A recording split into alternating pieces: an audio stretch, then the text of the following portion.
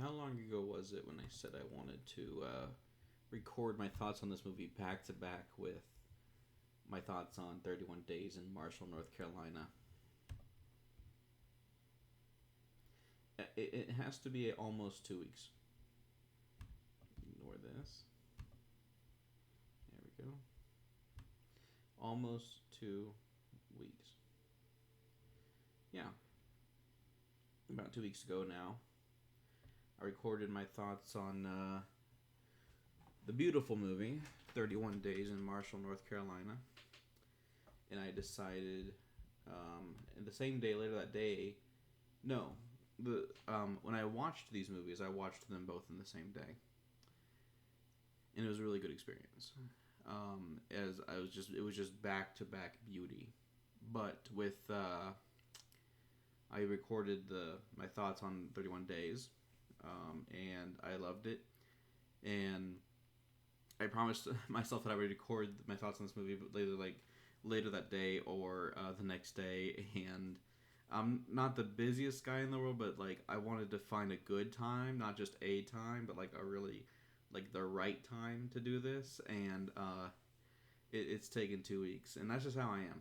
But I can't just do things whenever I want to do things when I know it'll be good. So feel good, turn out good, however you want to look at it.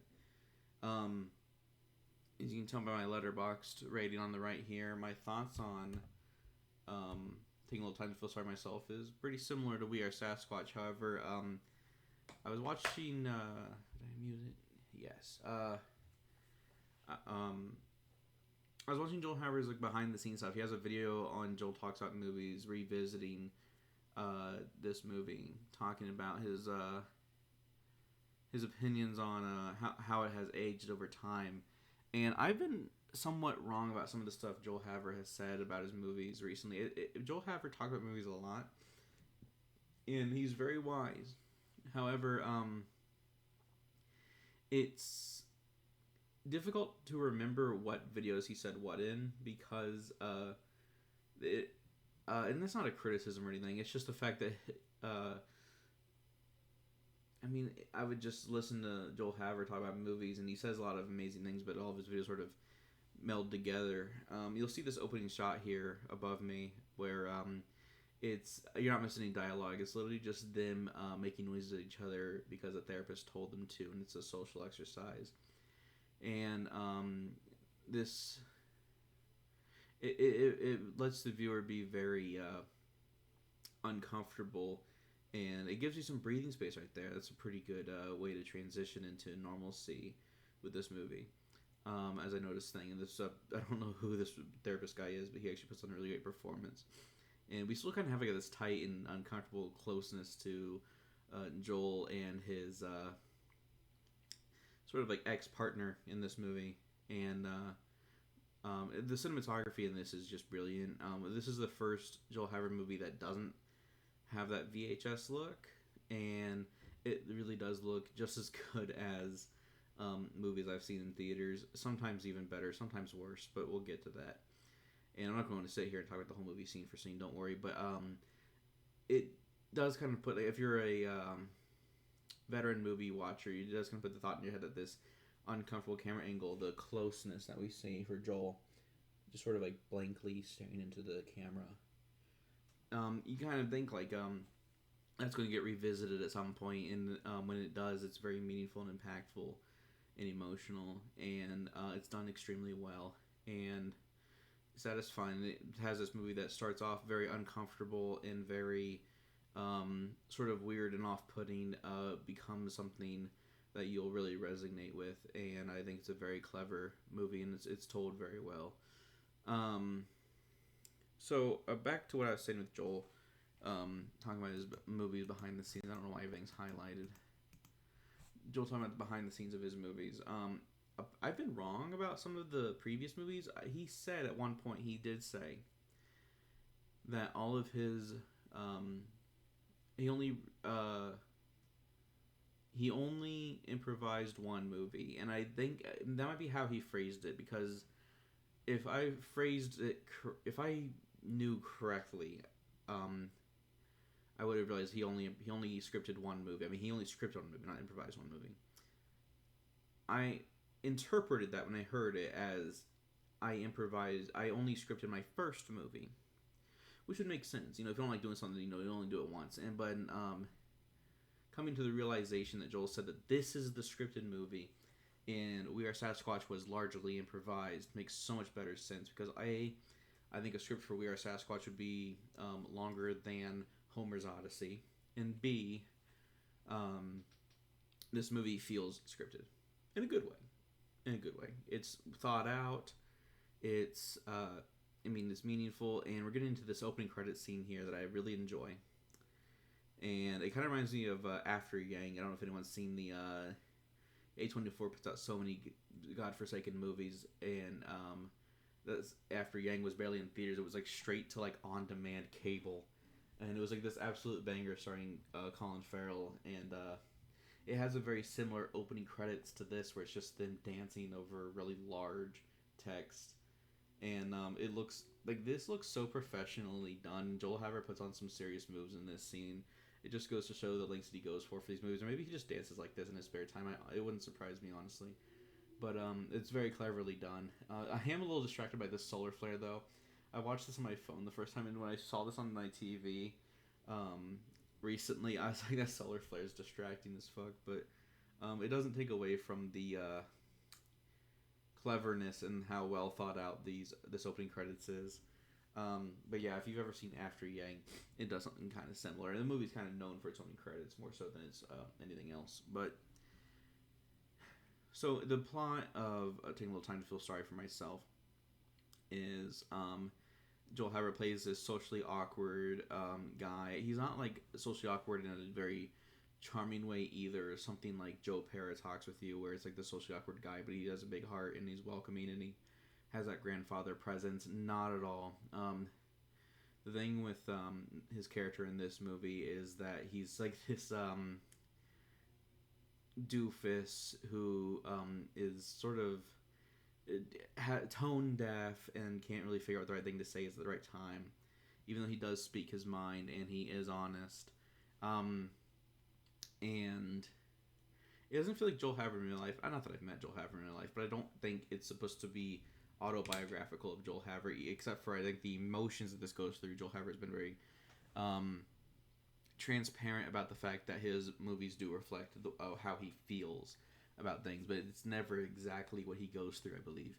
I don't think Joel Haver has ever done an autobiographical film fully, even though there's little bits and pieces of him in this movie. But yeah, he plays a sort of sleazy yet well-intended guy, and he's going through this breakup, and he's very bad at processing and expressing emotions to the point where he actually states that he's envious of people who do know how to express their emotions, and he eventually learns how to let it out in a way, and so it's just sort of like this character-focused movie about small scale, small, not very grandiose on any measure, just a character-driven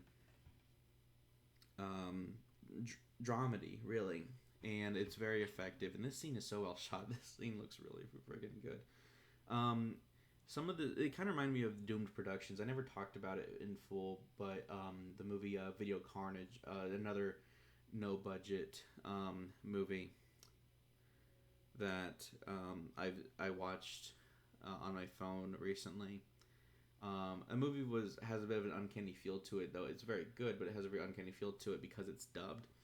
And once you notice, like, the dubbed quality of a movie that is made on this sort of scale, you'll begin to realize, you'll begin to be able to point it out. Because, like, once you notice it the first time, you'll never not notice it.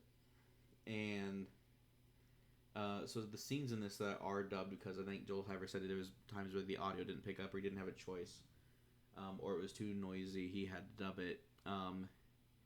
You will notice it in this movie, and it's not enough to really break your immersion or anything, but it is sort of a point where This movie doesn't quite go on to par with studio movies, but that's not really Joel Haver's goal, so it's perfectly excusable. And as if you're into this type of movie, it's not something that's going to distract you from the experience, especially certain scenes where we only see like there's a scene later on in this movie. It's very cleverly shot, by the way, where it's these guys breaking into the house, and it's just a static shot of the house from the outside, and you see lights turning on and off, like that one old, I forget what it's called, like Good Night John Boy, like they're just like turning the lights on and off, and that tells the story of these guys breaking into the house.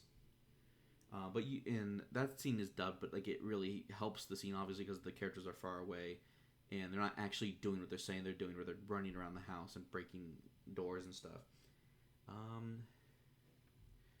So yeah, in terms of low budget filmmaking, this is very clever. It's just you can see like Joel Haver has very um, diverse and like normal looking friends. Where like it's just like like this movie feels not only scripted but casted. Cast. Whatever the right word is for that.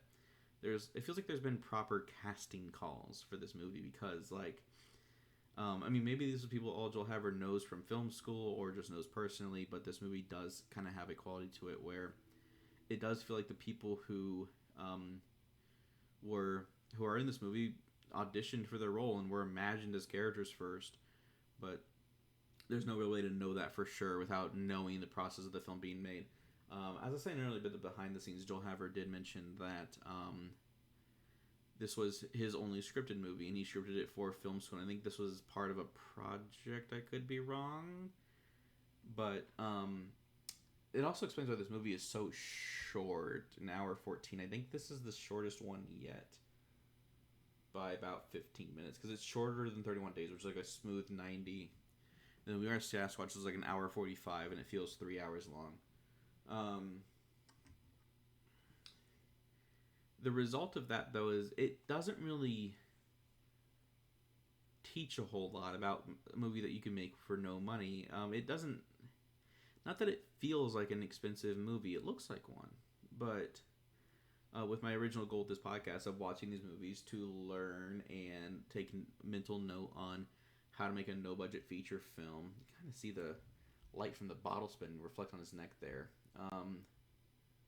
It's there's not a lot to it that really makes me realize like, oh, this is how you would make a movie for no money. I don't think that's entirely the point of Joel Haver's stuff. It's a big goal of his to make people realize that you don't need to have this big studio production to make a movie. And I admire that a lot, and that's the point of this show. But I don't think it's the number one thing he always has in mind when making a movie. This is a scene right here. One of them. Restaurant scenes in these type of indie movies never quite look right to me. It's like they have limited permission to film in the restaurant, and like they have trouble getting people in the background. And the restaurant's all nice and tidy. Nothing's dirty. No one's in the background. And like the TV is off because of copyright. And it looks out of focus. The shot's tilted. I don't like this shot, to be honest. It's not a deal breaker or anything, and it's one of those long shots where the characters are on screen for a long time, and eventually the camera pans to the left and it looks a lot better. But right on cue. And but like that looks way better.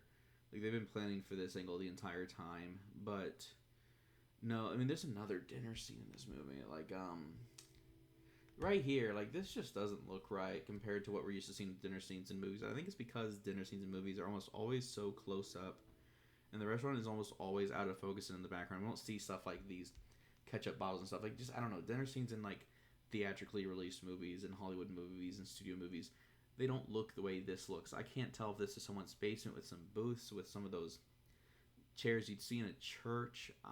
I can't tell if this is just like is this poster supposed to be here? I don't know. This just does not look very immersive to me. And I'm not taking points off of the movie or anything. I mean, if I was a teacher, if I was any kind of film teacher, I'd give this movie an A. Easy. I like this shot too. This is another dub shot where they're really far away. Or maybe they had mics on their clothes and recorded it real time. This is like a side plot of this character who doesn't curse, and he curses towards the end of the movie. and it's like a payoff. I don't remember how much significance it has towards the actual plot of the movie, but I wasn't super crazy for this guy's side plot. I don't mean to sound too negative here. I actually liked, like I said, I liked so much about this movie, and I honestly don't even know how much of this is organic. I mean, are the people on the running, the people on, like the people who are walking in front of the camera during the opening credits were clearly a part of Joel Haver's original like plan for the movie. I was wondering, are these guys part of the movie?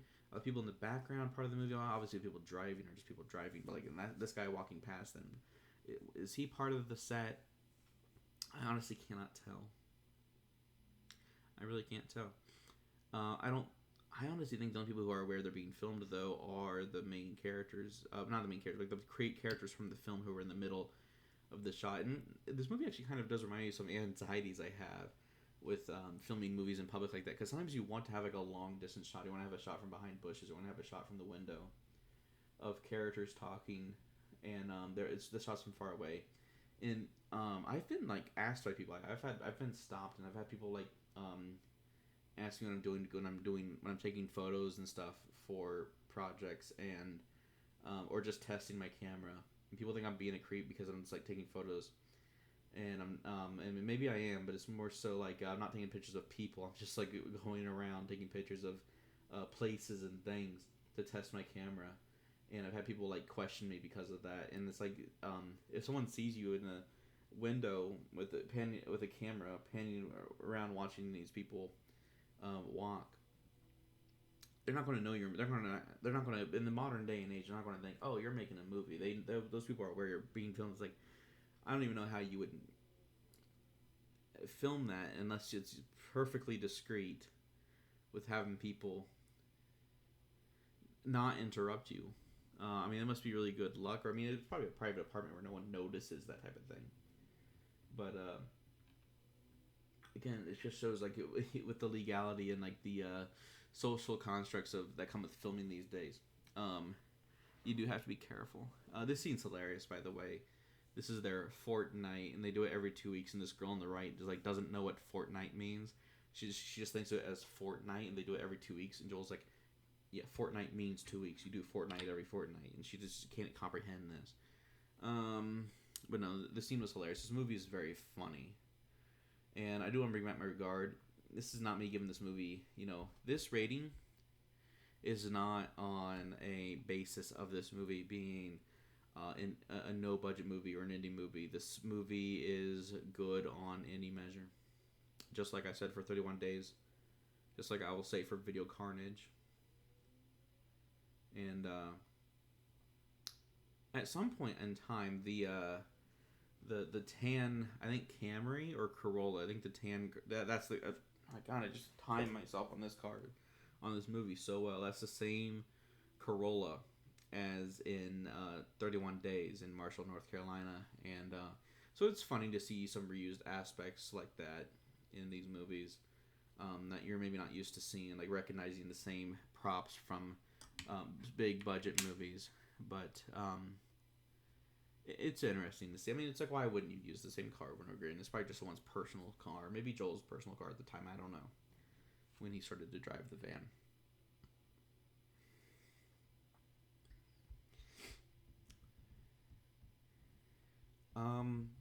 It's weird. Like, you see how long these shots last as I go through the middle right here. And it's like, I remember these scenes. It's like you make a checklist of like scene. It's not a long movie. It's not a very eventful one. This movie does something pretty clever that I like, where like the character references Fight Club. You see the poster in the background. Or maybe I haven't seen these other movies, but like yes, I haven't seen Shawshank Redemption, sue me. But like the Fight Club references in this movie are very meaningful, and it's sort of like a strange instance where it's like Office Space referencing Superman 3. That's the most recent example I can think of from having watched movies recently. Where referencing another movie enhances the movie that you're watching, because if you've seen that other movie, then you know what this movie's trying to do, and it doesn't feel like a ripoff. It more so just feels like a loving homage, and not just a loving homage, but like a clever acknowledgement of the same storytelling conventions, and without feeling like a ripoff. And I think this movie's use of referencing Tyler Durden in Fight Club is very clever and very welcomed. And I think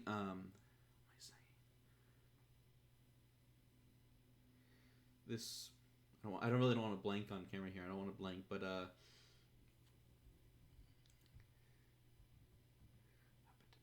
my god, I can't even imagine Joel Havard just like filming this part alone in his house, where he's just like awkwardly carrying up these DVDs, and they all fall. It looks like Barbarian. It's literally filmed like Barbarian. Yeah, you just watch him awkwardly trudge up these stairs with these DVDs, and they eventually just like slowly fall down the stairs.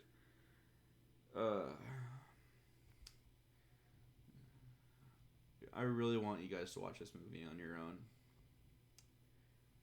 This party scene is brilliantly filmed. I think my favorite scene in the whole movie is he's riding this like toy, and eventually like they cleverly use these lights and stuff to make it look like he's actually gaining a lot of speed and going through traffic, and it's such a convincing effect. I think I want to conclude my thoughts on the movie there because I'm kind of blanking on stuff to say, but it's brilliant. I'm gonna find a good background here. It's brilliant. This is a good scene. Joel Havers calling someone on the phone and like telling them that he finds their ability to express themselves very, very. He's very envious of that, and he wishes he'd be able to do it too. I'm sorry if I've been quiet. I've repositioned the mic this entire episode, and I don't know if I sound better or worse, but I definitely do sound further away because I move a lot of stuff at my desk to make different positions for different uses of my desk, but right now I have it in a position where everything's kind of in the best spot that it can, with the best view of the screens that I can get, without. I have it in a position where I have to move stuff the least, and that's pretty nice. But I probably do sound pretty far away next to my own headphones. I do sound better if I come closer like this. So sorry that this episode's quiet, guys. But yeah, this is a really beautiful episode. I wanted to talk about this at the beginning, but to wrap things up and make this episode probably as long as the other two episodes, I like hitting for the 30-minute mark with these. I want to end on something I wish I remembered to begin with. Drinking water.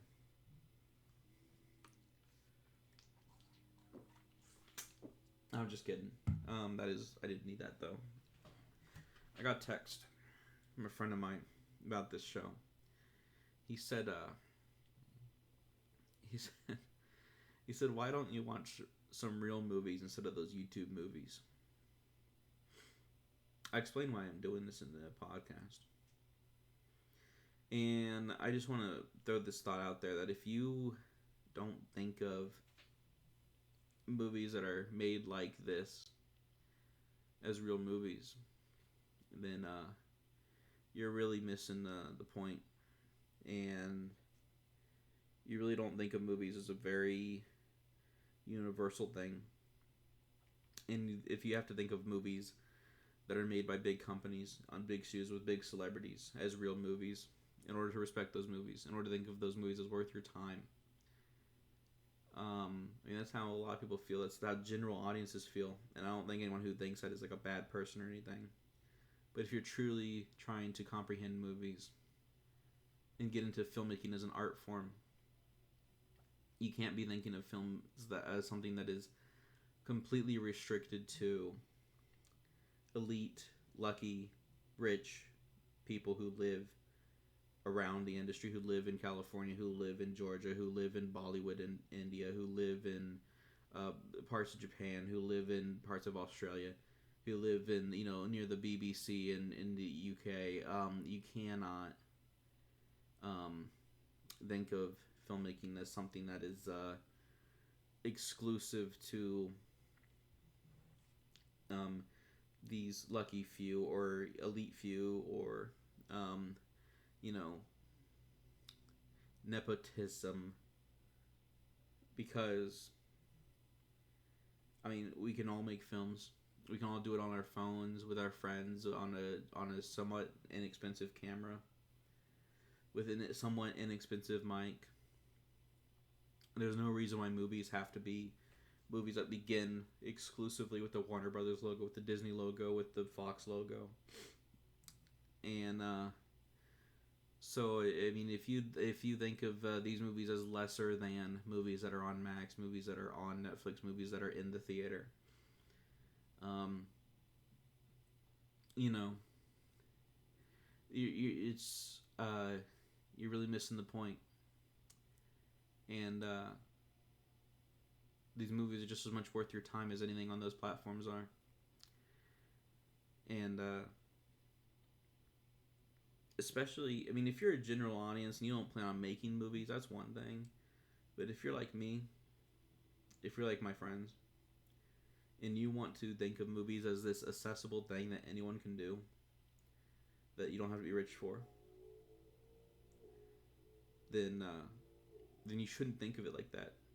In my opinion, you should respect these movies and value them, and not want to jump straight to shaking hands with Jason Momoa and Jack Black and Johnny Depp and Leonardo DiCaprio. You would want to start here. You would want to be around this range. This is success in my eyes. So if you don't think of this as a real movie, then that's fine. But if you don't think of this as a real movie and you want to call yourself a filmmaker, and you want to be creative, you want to make your own movies, you can't be taking yourself very seriously with that, in my opinion. But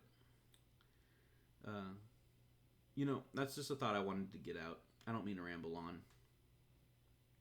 I don't mean to serve up a yappy meal. It's just these movies, just because they're made for, I think Joel Haver said he spent $10 on this movie the entire time, which, considering the success of it, the story of it, and the presentation of it, I mean, what $10 well spent, right? Give this movie a watch. Check it out. Next up is I need to figure out what the next Joel Haver movie is and talk about it before I start. I think it's that movie where it's like, I'm going to be famous.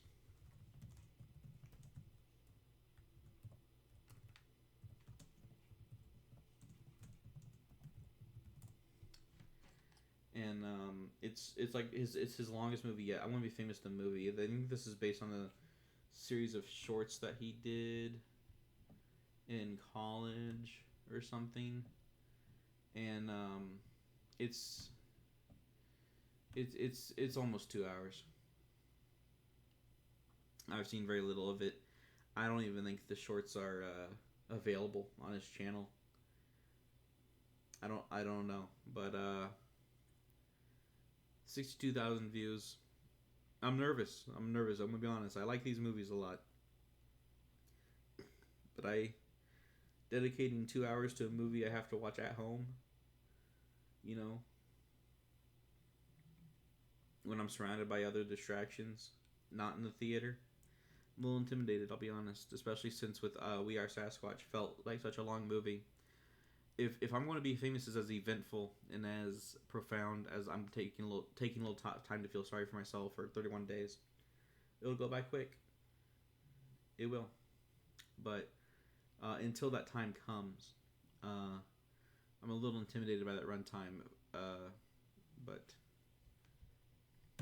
for a movie that I have to watch at home, and it's not just these home movies. It's anything these days. But I'm gonna wrap up here. Thanks for listening. Go check out this movie. Another Joel banger.